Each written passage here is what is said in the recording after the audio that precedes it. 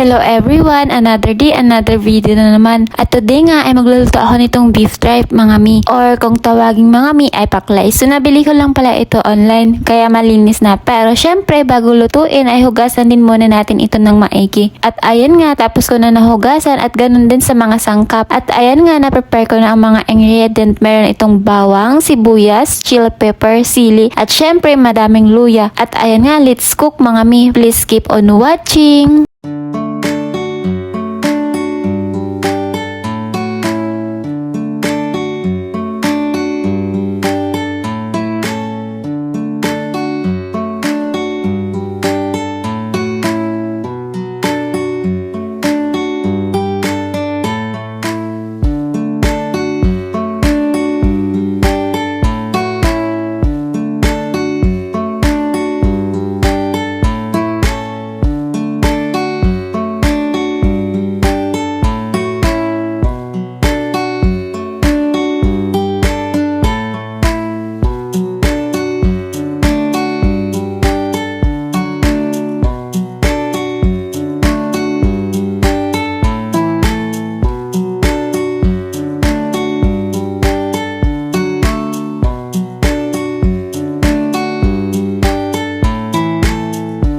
At ayun nga mga may luto na, kaya tara kain. At hanggang dito na lang po. Maraming salamat sa panonood. Please like, follow, comment, and subscribe to my YouTube channel. Bye bye!